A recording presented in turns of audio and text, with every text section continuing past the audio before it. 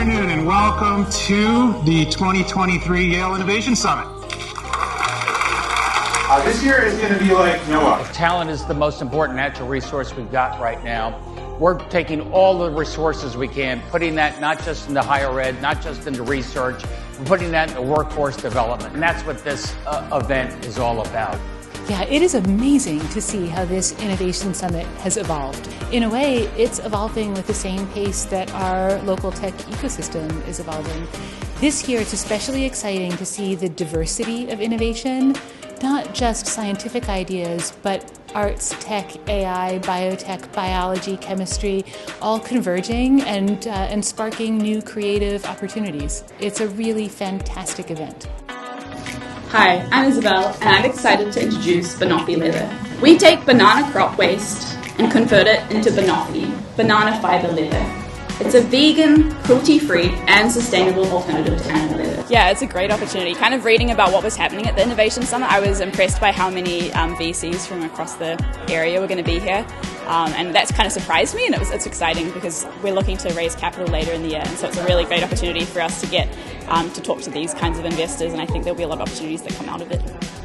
There's a real opportunity to harness the minds and the passion for these things that include but also go well beyond the traditional startup world that we sort of associate when we think about venture capital and Silicon Valley and the like. With the cell therapies that are marketed today, and they are good, they're good drugs, but it's really hard to get them to patients fast enough. The commercialization element of it and the supply element of it is a huge barrier. So I think that cell therapies is an area we continue to look for. You're driving trucks in like every neighborhood that you can ever imagine.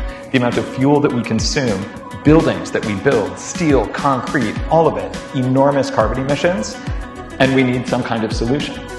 And so the idea was to invest in companies that have technologies that can help Amazon on its mission to be net zero. So I think one of the biggest opportunities from a health system perspective around innovation and how we address the concerns of social drivers of health is to really take the perspective of how do we pull together these other structures. I am the leader of the inaugural arts track at the Yale Innovation Summit. Artists are entrepreneurs and entrepreneurs are creatives.